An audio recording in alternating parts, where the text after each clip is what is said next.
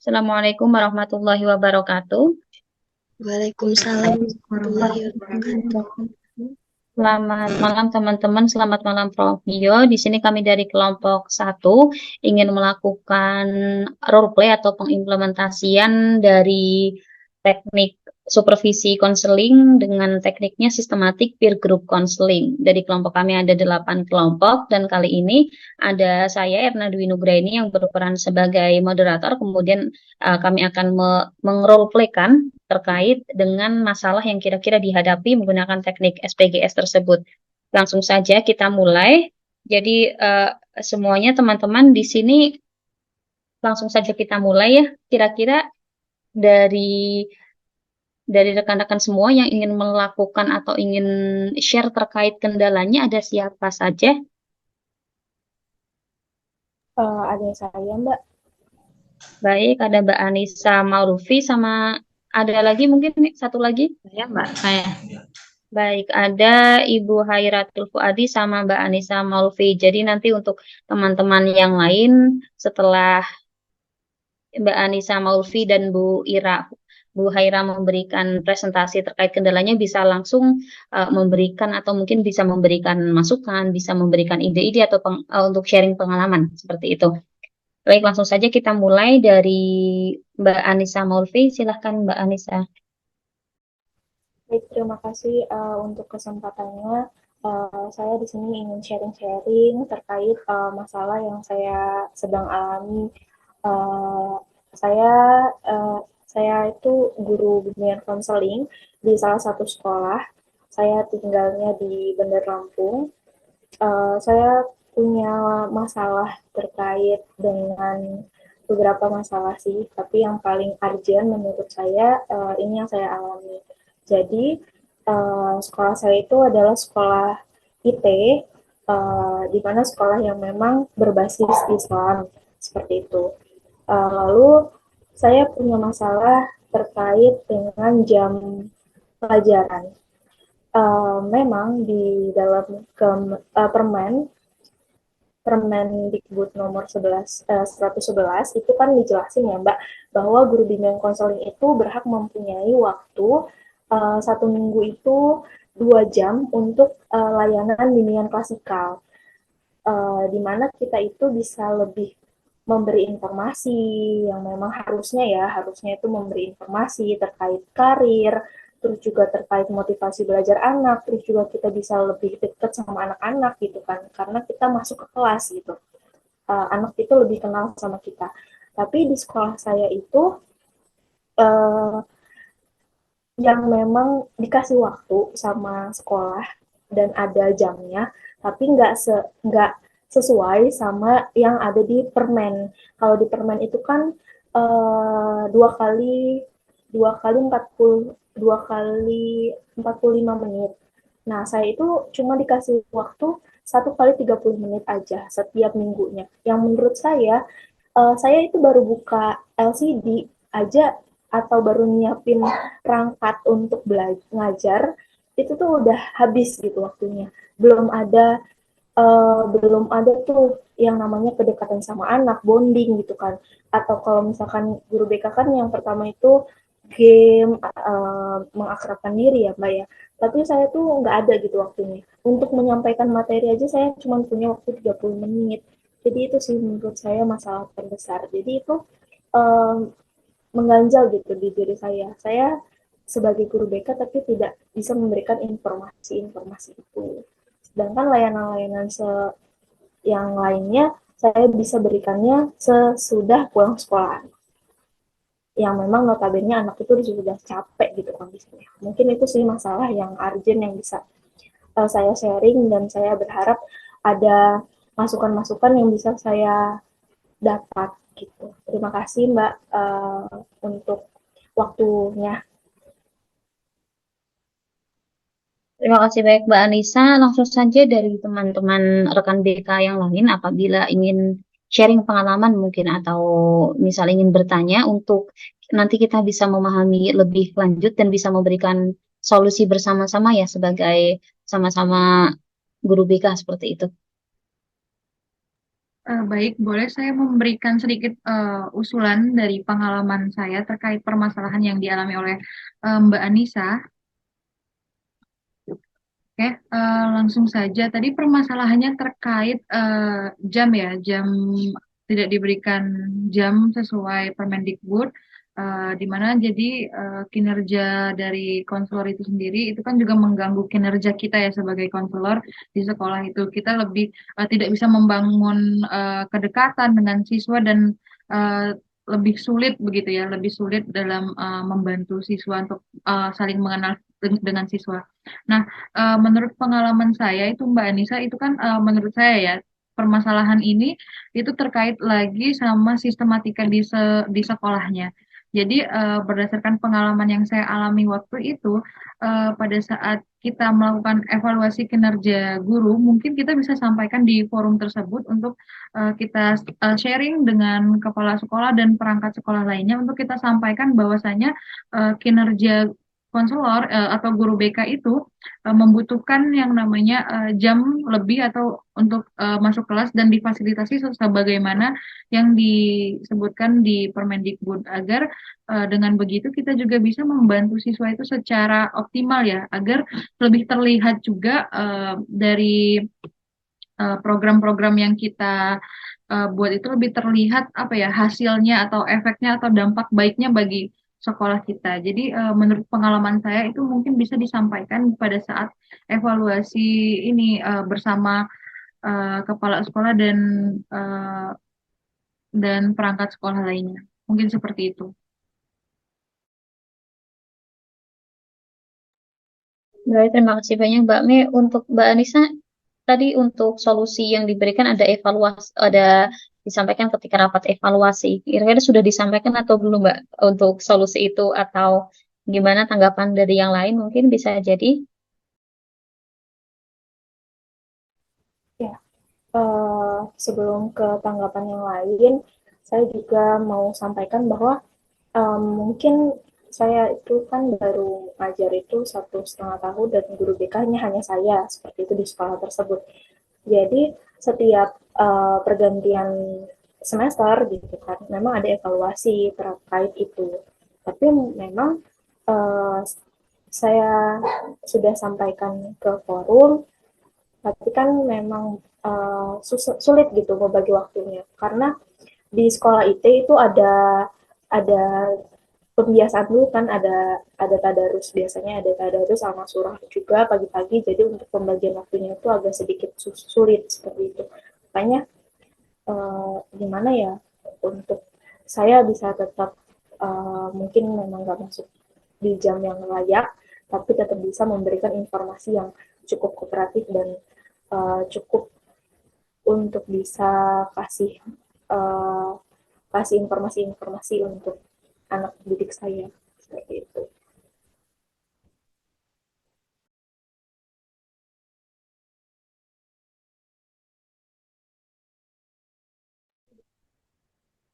Baik, yang lain ada tanggapan lagi? Izin bertanya Mbak Anissa, kalau misalnya kan tadi mengenai jam pelajaran BK-nya, itu apakah ada kerjasama nggak antara guru BK sama guru mata pelajaran misalnya gitu Mbak? Kerjasamanya terkait apa Mbak? Kalau misalkan terkait jam, itu nggak ada kerjasamanya sama guru mata pelajaran ya, karena mereka juga pasti punya jam sendiri yang memang harus dipenuhi jamnya kan. Kalau jamnya nggak terpenuhi ya, dia juga pasti punya masalah gitu kan. Jadi saya nggak bisa tuh minta jam guru mata pelajaran lain karena memang mereka juga punya kewajiban untuk memenuhi uh, jam pelajaran itu. Itu juga jadi kesulitan sih buat saya pribadi ya, karena saya sendiri kan, dan edukasi tentang jam di BK itu menurut mereka nggak penting karena kayak ya karena memang kegiatannya tuh padat, yang menurut mereka kegiatannya itu penting dibanding kegiatan klasikal di kelas gitu yang memang motivasi belajar dan yang lain kan materinya itu. Jadi menurut mereka itu jam BK bisa dipangkas, padahal kalau dilihat dari fungsinya gitu kan, kita sebagai guru BK pasti ya itulah momen kita untuk mendekatkan diri sama anak dan menumbuhkan motivasi, semangat semangat sekolah. Kalau untuk kerjasama sendiri, untuk terkait jam tidak ada Mbak dari teman saya.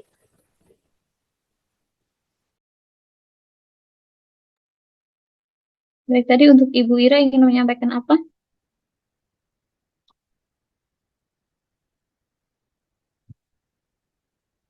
Saya mau bertanya dengan Mbak Anissa. Oh, baik, silakan. Kan Mbak Anissa sudah menyampaikan ya dari maksud peraturan Permendikbud itu. Kemudian sudah mencoba menyampaikan, lalu ada solusi dari atasan Mbak atau kepala sekolah Mbak Anissa selain em, masuk di luar jam mata pelajaran atau di jam KBM itu ada nggak solusi dari atasan Mbak Anissa? Kemudian jika ada apa dan apa yang sudah Mbak Anissa lakukan untuk tetap memberikan layanan BK kepada peserta didik? Itu yang ingin saya tanyakan ke Mbak Anissa. Ya, uh, untuk solusi dari sekolah sendiri sudah ada memang dari tim manajemen ya kalau di sekolah, dari kepala sekolah dan wakilnya memang nggak ada pilihan lain, memang harus setelah pulang sekolah kalau memang mau punya spare waktu sama anak-anak itu setelah pulang sekolah yang memang jamnya banyak atau di jam istirahat seperti itu. Mungkin itu sih yang bisa jadi solusi, yang memang ada solusinya seperti itu kalau di sekolah saya.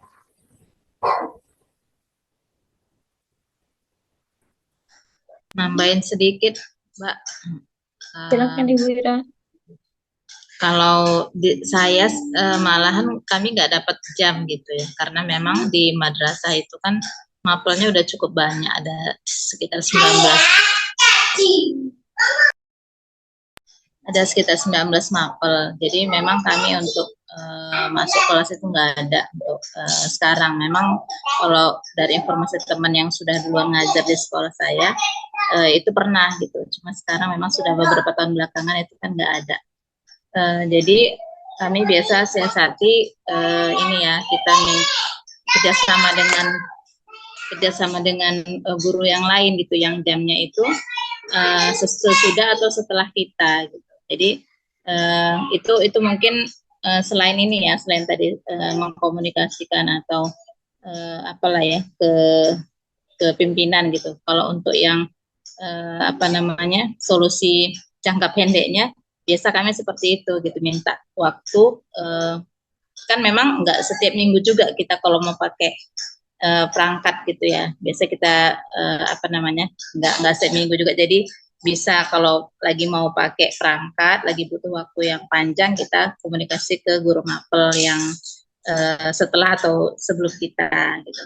Nah, kalau misalnya nggak perlu kan sebenarnya 30 menit juga bisa kita manfaatkan gitu. Ya, itu kalau kami ya gitu, dengan kondisi yang memang nggak ada jam malahan. Jadi kita kalau misalnya ada guru yang nggak hadir, biasa kita pakai jamnya gitu untuk memberikan layanan BK seperti itu. Terima kasih. Baik, terima kasih banyak Ibu Ira untuk tanggapannya. Jadi jika boleh saya simpulkan Mbak Anissa, untuk tadi kendala dari Mbak Anissa bisa mungkin bekerja sama dengan guru mapel yang sebelum atau sesudahnya, biar waktu 30 menit itu bisa ada tambahan seperti itu ya.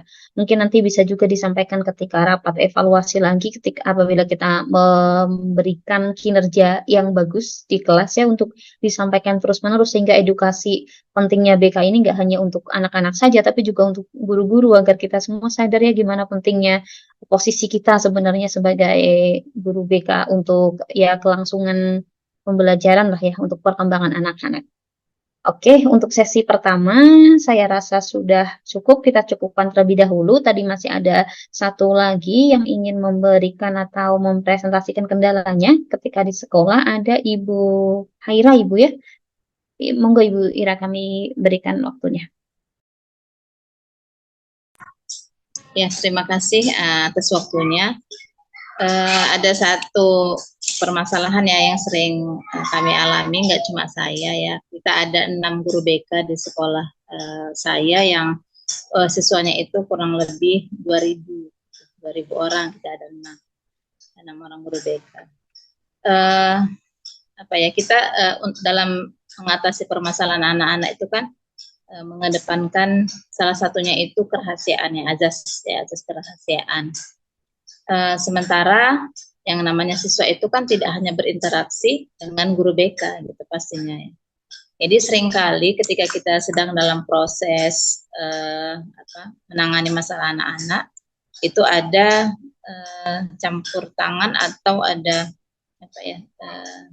ada gangguan lah gitu ya dari guru yang lain seperti itu. Jadi apa yang sudah kita rencanakan mungkin stepnya, prosesnya jadi terganggu. Nah, beberapa guru mapel atau guru atau wali kelas gitu ya juga mereka terkadang meminta gitu kalau ada anak yang bermasalah tolonglah kami diberitahu gitu biar supaya kami pun bisa bersikap sebagaimana mestinya begitu. Tapi di satu sisi saya pun jadi bingung juga gitu ya, ini rahasia bagaimana ya mau disampaikan nanti jadi rahasia umum seperti itu. Apalagi ketika di akhir tahun ajaran itu kan kita biasa membahas gitu ya masalah anak. Nah biasanya pasti terkait dengan masalah di BK gitu. Mungkin itu yang mau saya tanyakan ya, kalau boleh dapat solusi ya dari sini. Terima kasih Pak. Sama-sama Ibu Ira, langsung saja dari rekan-rekan BK semua. Ada yang ingin menyampaikan pendapat atau mungkin tanggapannya atau yang pernah mengalami hal serupa, bisa kita sharing di sini bareng-bareng.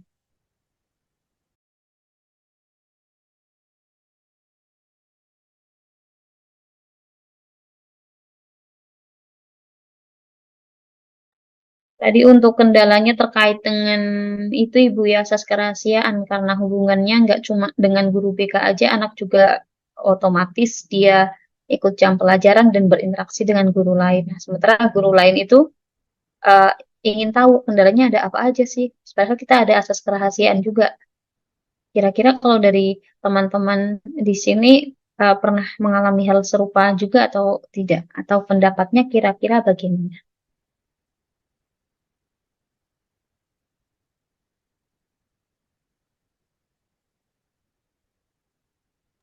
Mungkin saya mau tanya sama Bu Ira ya, terkait cerita dan kendala tadi, terkait asas kerahasiaan. Bagaimana sesi konseling itu berlangsung? Apakah ada tempat tersendiri atau memang tergabung di dalam satu kantor? Karena kan terlihat ya, kalau satu kantor kan berarti siswa itu terlihat untuk datang ke BK gitu kan. Jadi mungkin tingkat keingintahuannya tinggi seperti itu. Nah, seperti apa sih Bu kalau di sekolah Ibu? Kalau di sekolah saya, tempat saya mengajar, ruangan konseling itu memang belum ada ya untuk konseling pribadi. Jadi kita masih satu ruangan, itu 6 guru BK itu mejanya di satu ruangan gitu, bersebelahan dengan kesiswaan. Cuma biasanya kalau memang kita perlu bicara yang orang lain nggak boleh tahu ya, kita cari tempat gitu ya, kadang di lab komputer seperti itu atau di masjid. Nah, yang kira-kira bebas lah gitu dari pandangan teman-teman atau guru yang lain seperti itu Mbak. Ibu Ira izin bertanya juga untuk tadi terkait yang kepo lah ya, istilahnya guru yang kepo dan ingin tahu masalahnya itu sesama guru BK atau guru dari mapel lain Ibu? Guru mapel lain. Jadi gini Mbak, kemarin kan beberapa minggu yang lalu ya, ada anak siswa kita yang pindah akhirnya seperti itu karena memang dia punya masalah gitu ya. Jadi ketika saya jalan beriringan, guru mapel ini nanya gitu, langsung ngomong, ini Bu nggak pernah masuk gitu. Kalau saya jam saya mengajar selalu di luar kelas gitu. Tolonglah ditangani seperti itu. Jadi ini udah nggak bener ini gitu. Jadi langsung nyerocos gitu ngomong apa namanya bertubi-tubi gitu kan menunjuk si anak gitu. Padahal kita sudah proses seperti itu. Cuma kan kita nggak harus nggak bisa apa namanya membicarakan semuanya semua proses itu gitu. Dan kita juga menjaga harga diri si anak gitu kan dengan masalahnya. Jadi itu yang saya pikir, aduh gimana ya mau diceritain atau enggak gitu. Mungkin saya ingin izin memberikan sedikit komentar terkait permasalahan yang dia alami oleh Bu Ira tadi. Ini kan jadi menurut saya ini kan terlihat seperti tantangan besar juga tuh bagi seorang konselor ya, karena kan kita juga di sekolah kan tidak hanya ada guru BK tapi juga ada guru mapel yang lain yang mungkin menurut saya guru mapel yang bertindak demikian itu guru mapel yang belum memahami mungkin konsep atau hal-hal atau azas-azas yang memang kita anut sedari awal, contohnya seperti azas kerahasiaan itu. Nah, namun kan kita sebagai guru BK juga kan tentunya pasti ada sesuatu hal yang memang melibatkan dalam proses konseling memang mungkin ada melibatkan pihak lain, misalnya pihak guru mapel juga sebagai misalnya orang yang bisa melihat atau meninjau perkembangan si anak atau si klien kita ini tadi mungkin bisa kita sampaikan atau kita beri pemahaman semacam penjelasan gitu seperti ngobrol face to face pada saat sedang berdua atau memang sedang tidak di tempat yang ramai diceritakan bahwasanya kita tuh memang dituntut untuk tidak bisa memberikan semua informasi yang kita punya terkait anak itu. Namun beberapa informasi yang mungkin bisa kita bagikan yang mungkin itu menyangkut pembelajaran di kelas, mungkin juga bisa kita bagi sedikit seperti itu, Mbak Mbak Ira mungkin. Bagaimana Ibu Ira? Ya boleh Mbak. Kalau ada masukan yang lain juga mungkin ada yang lain ya. Tadi yang dari Mbak Mei, insya Allah bisa juga. Saya pikir memang kita harus komunikasi yang memahamkan lah seperti itu ya agar proses yang kita tangani untuk anak-anak juga bisa berjalan baik. Oke, teman-teman yang lain ada mungkin untuk tanggapan lagi atau bagaimana? Sedikit memberi tanggapan, Bu Wira, karena asas kerahasiaan itu kan digunakan ketika seorang siswa mempunyai permasalahan dengan wajibnya guru BK untuk dapat merahasiakan permasalahan tersebut. Seorang guru BK kan bertanggung jawab tuh atas menjaga kerahasiaan informasi yang didapat dari kliennya atau dari si siswa tersebut untuk menjaga kepercayaan dari siswa tersebut. Mungkin tapi kerahasiaan tersebut punya batasan-batasan sendiri yang seperti disampaikan oleh Mbak Mei yang harus dipertimbangkan antara kepentingan dari sekolah atau lembaga pendidikan dan kepentingan siswa itu sendiri. Tujuan dari menjaga rahasia ini kan bagi seorang guru BK itu agar mempermudah guru BK mendapatkan kepercayaan dari klien atau peserta didik dengan menjaga aib atau keburukan orang lain sehingga kan menjadi ladang pahala tersendiri bagi guru BK. Mungkin kalau misalnya memang ada guru atau wali kelas yang ingin tahu, mungkin ada batasan-batasannya dengan diberi pemahaman mengapa ada batasannya gitu. Mungkin seperti itu, Bu.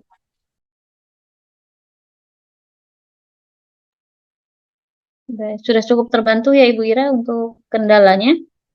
Ya, terima kasih Mbak Ade dan Mbak Erna. Ya baik, jadi jika boleh saya simpulkan tadi untuk kendala Bu Ira terkait dengan asas kerahasiaan ketika ada guru lain yang ingin tahu ya, yang ingin tahu tentang masalah anak tadi untuk kendalanya juga karena di ruangan belum ada ruangan khusus, tapi tadi untuk langkahnya sudah baik sekali Bu untuk mencari tempat lain Bu ya yang lebih private agar bisa ngomong dengan anaknya. Tadi juga ada teman-teman yang memberikan solusi dan sharing pengalamannya untuk asas kerahasiaan itu, batasan kerahasiaan juga ada. Jadi asalkan kita memberitahu seperlunya saja kepada guru kira-kira yang bisa membantu perkembangan anaknya, tapi juga tanpa membocorkan privacy ya istilah kasarnya. Itu juga harus diperhatikan. Kurang lebihnya seperti itu. Jadi untuk sesi malam ini untuk peer discussion kita dengan systematic peer group counseling cukup sekian terlebih dahulu. Terima kasih banyak untuk rekan-rekan BK semua yang sudah berbagi pengalamannya, yang sudah menceritakan untuk kendala-kendalanya untuk peningkatan kita ya nanti untuk pemberian layanannya. Dari saya mohon maaf apabila kesalahan. Wabillahi taufiq wal hidayah. Wassalamualaikum warahmatullahi wabarakatuh. Waalaikumsalam. Terima kasih teman-teman semua. Terima kasih. Terima kasih.